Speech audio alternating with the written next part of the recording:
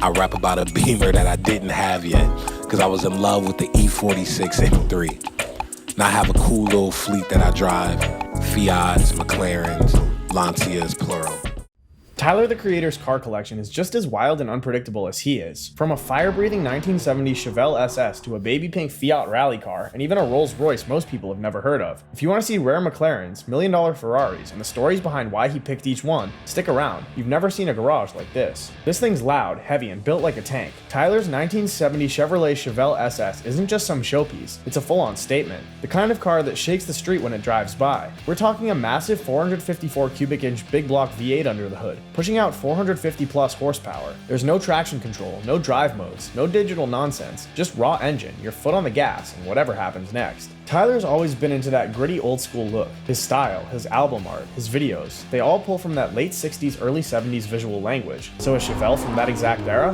Makes perfect sense. It fits his world, and the way he's kept it is even more telling. It's not one of those overbuilt resto mods. It's clean, but not flashy. The paint is solid, the body lines are sharp, and everything just feels real. Most people who pick up a classic muscle car like this can't help but throw huge wheels on it, chrome everything out, and stuff in some massive stereo and call it a day. Tyler didn't do any of that. It's been dropped just a little to give it the right stance, probably upgraded suspension for a smoother ride, but the look stays classic. Real steel wheels, period correct trim, and just enough polish to keep it fresh without trying too hard. Inside, it's more of the same. Old bench seats, that cold steel dash, and yeah, an upgraded sound system. Not for show though. He probably just wanted to hear his own tracks loud while ripping down the freeway. No screens, no touchscreen navigation, just that deep mechanical rumble that hits different when it's coming from something this analog. Clean Chevelles with the 454 aren't easy to come by, and when you do find one, you're easily spending 6 figures. But Tyler didn't get it to flex the price tag. He got it because it's got soul, because it has presence you can't fake. And the craziest part? This isn't even the wildest car in his garage. Want to know what's parked right next to it? Yeah, it's probably not what you're expecting.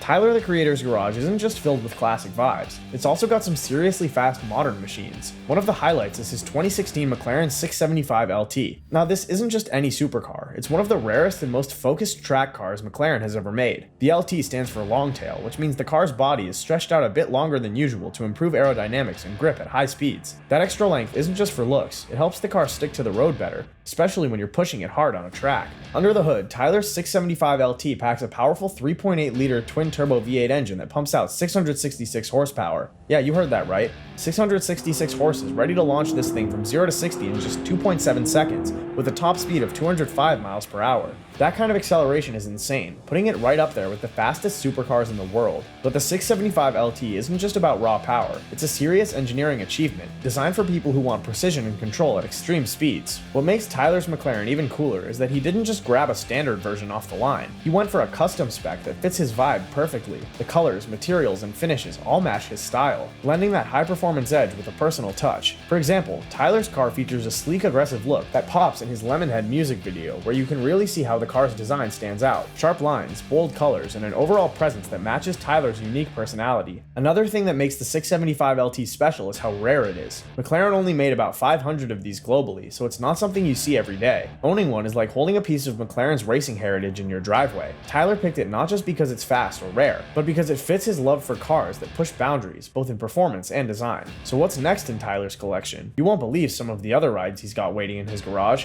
If you're enjoying this deep dive into Tyler the Creator's eclectic car collection, don't forget to like this video and subscribe to the channel. We've got more unique rides coming up that you won't want to miss. Before the 675 LT, Tyler's supercar journey began with the McLaren MP412C. This wasn't just a random pick, it was his introduction to the world of high-speed machines. The MP412C, McLaren's first production car since the iconic F1, boasts a 3.8-liter twin-turbo V8 engine producing 592 horsepower, propelling it from 0 to 60 in just 3.1 seconds. Tyler's is finished in a sleek white, and if you look closely, you'll spot an Odd Future sticker on the fuel door, a personal touch that ties his music collective to his automotive passion. This car even graced the cover of his Flower Boy album, cementing its place in his creative universe. But here's the thing, the MP412C isn't just about speed, it's about innovation. With its carbon fiber monocell chassis and advanced aerodynamics, it's a game changer in the supercar world. For Tyler, it represents a blend of performance and artistry, a theme that runs deep in his work. So why did Tyler choose the MP412C as his first supercar? Was it the cutting-edge technology, the sleek design, or something more personal? Alright, let's talk about one of the craziest cars in Tyler the Creator's garage, the Ferrari LaFerrari. Now, you don't just walk into a dealership and leave with one of these. Ferrari literally has to invite you to buy it. Out of the entire world, only 499 coupes were ever made, and yeah, Tyler was one of the few who got that call. That alone should tell you how exclusive this thing is. But this isn't just about rarity. The LaFerrari is a hybrid hypercar, but not the kind you get to save gas money. It's got a 6.3-liter naturally aspirated V12 paired with an electric motor, and together they crank out 950 horsepower. That's not a typo, 950. The result? This thing launches from 0 to 60 in under 2.6 seconds. We're talking serious performance, right at the edge of what's even possible in a street-legal car. It's not just fast, it feels like it was built for another planet. And of course, Tyler wasn't about to pick a boring spec. While most people go for the classic Ferrari red, he went his own way, like he always does. His LaFerrari is finished in a super rare matte white, paired with gloss black accents. It's quiet but menacing, basically the automotive version of one of his album covers. It doesn't scream for attention, but if you know cars, it's impossible to miss. That color combo isn't just rare, it's bold without being loud.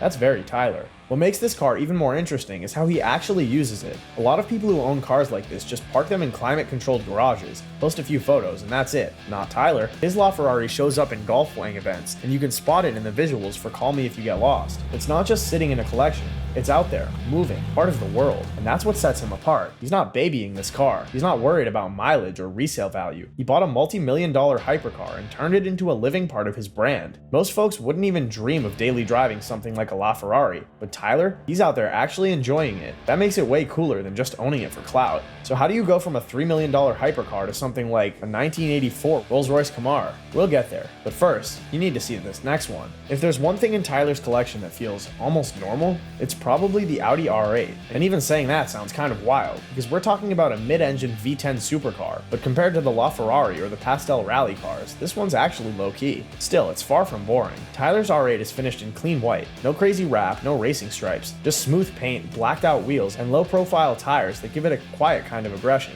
It doesn't scream for attention, but if you know cars, you know what you're looking at. The styling is simple on purpose, very Tyler. Now under the hood, this thing shares its engine with the Lamborghini Huracan. It got a 5.2-liter naturally aspirated V10, making just over 500 horsepower. It revs high, sounds nuts, and it'll hit 60 in under 4 seconds. But he didn't buy this just to stunt. In interviews, Tyler's mentioned that the R8 was one of the first cars he ever dreamed about owning when he was a teenager. So this isn't a flex, it's personal. That's what sets it apart from most celebrity supercar choices. He's not chasing the wildest spec or the newest model. He's just checking off something that meant something to him before all the fame. And you can tell he actually uses it. It's not locked away in a vault or showing up in music videos every 2 months. It's more of a grab-and-go kind of car, probably the one he drives to the studio or hits errands in. Comfortable enough for real life, but still stupid fast if he wants it to be. Honestly, in a garage full of loud statements, the R8 is cool because it's quiet. It's the grown-up version of a teenage dream, and somehow this might be the most Tyler thing about it. But we're not staying in normal land for long. Ready to hear about the bright pink Italian rally car he imported from the 70s? You're not gonna see another one of these at a stoplight. Now this one really throws people off. A baby pink Fiat 131 Abarth Rally. Not exactly what you'd expect in a garage that also holds a LaFerrari, but that's the point. This car's not in there to flex speed or price. It's in there because it's rare, stylish, and weird, just like Tyler. The 131 Abarth was built in the late 70s for one thing: rally racing. Lightweight, boxy, rear-wheel drive. It was all about handling and guts. Tyler had his repainted in soft pink, which completely flips the vibe, takes this gritty, aggressive race car and turns it into something totally unexpected. Now keep in mind, this isn't just some cute little Fiat you see parked at the grocery store. The Abarth version was heavily modified for rally stages. Flared fenders, tuned suspension, more power than you'd think. Today, a clean original can go for 6 figures easily, especially the rally spec ones. And that's before you even talk about import costs or customization. Why would Tyler pick this? Simple. He loves stuff no one else has. You pull up to a car meet in a pink Fiat 131 Abarth, people notice. Not because it's flashy, but because no one else is crazy enough to bring one out. So yeah, Tyler's got a Ferrari, but this weird little rally car, it might say more about him than the LaFerrari ever could. Want to see the equally rare, equally boxy rally car he bought to match it? Let's talk about the Lancia. So, you thought the pink Fiat was out there. Tyler didn't stop at that. He went and picked up 2 Lancia Delta Integrales. Yeah, 2. One in soft baby blue, the other in dark navy that almost looks black in the right lighting. Both are right-hand drive, both are imports, and if you're into cars even a little bit, you already know how rare these things are. The Delta Integrale isn't just another retro hatchback, it's the icon of 80s rally cars. This thing ruled the Rally World Championship back in the day. Turbocharged, all-wheel drive, sharp handling, and built to tear through dirt, snow, gravel, whatever. Tyler didn't just grab some random ones either. These are Evo 2 spec, which means they're the final and most refined versions. You get the wider stance, improved suspension, and those signature flared wheel arches that make the car look like it's ready to launch even when it's parked. Now here's where it gets even more Tyler. These cars aren't status symbols in the traditional sense. Most people in LA have no idea what they are. That's kind of the whole point. Tyler's always been about going left when everyone else goes right. He said it before. He loves how certain cars just feel out of place in LA, and these Lancias, they feel way out of place. You've got multi-million-dollar Lambos and G-Wagons rolling around, and then out of nowhere, boom, a pastel blue 90s rally car shows up. That's why he picked them. They're weird, they're fun, and they look completely ridiculous parked next to a LaFerrari. But there's still real car guy credibility here. These are collector-grade vehicles that are only going up in value, especially the Evo 2s. Those are super hard to find in clean condition, let alone 2 of them in wild colors. Tyler's not out here buying stuff to flex. He's curating cars that actually make him feel something. And these Lancias, they're loud in their own quiet way. He didn't grow up dreaming about a Bentley. He grew up watching stuff that slid through corners and spit gravel. That's the vibe. So yeah, a $3 million Ferrari sitting next to a sky blue right-hand drive Lancia, that's exactly the kind of contrast that makes Tyler's garage different. And we're still not done with vintage. You're about to find out why Tyler owns one of the classiest old-school Rolls-Royces on the planet. So we've gone from rally legends and hypercars with launch control to this, a 1960 Rolls-Royce Silver Cloud 2. No turbos, no carbon fiber, no digital dash, just pure old school elegance. And somehow it fits right in with the rest of Tyler the Creator's garage. This thing is the definition of smooth. Long hood, giant chrome grille, that tall stance and wide body that kind of glides down the road instead of driving on it. Back in the 60s, this was the car you bought if you had serious money and wanted people to know it, without saying a word. It came with a 6.2 liter V8, which for that era was massive. It wasn't about speed, it was about effortless motion, the kind of quiet power that doesn't need to prove anything. Now Tyler's version, it was spotless. White exterior, clean chrome, original wheels, no wraps, no chopped roof, no color flipping paint. It's untouched in the best way. He could have customized the life out of it, threw some 24s on it, or made it some kind of lowrider statement piece, but he didn't. He kept it classic, and that's where the real flex is. Because here's the thing, this car isn't flashy, but the decision to own it kind of is. Most celebrities in his lane are all about the newest, rarest, and loudest, but Tyler's got this vintage Rolls parked like it's just another Tuesday. It's anti-hype. He's not using it to prove anything. That's what makes it harder. And that contrast, that's the whole point. Tyler built a whole career on chaos, color, and unpredictability, but when he pulls up in something this calm, this refined, it messes with your expectations. The car doesn't need to be loud. Tyler's the loud part. The car's just cool with being itself. It's almost like he's flipping a script. Everyone else is chasing trends, and he's posting up in a car your grandfather might have owned. Except now it looks like a total power move, because it kinda is. And you still haven't even seen the weirdest Rolls-Royce he owns yet. Ever heard of the Camaro?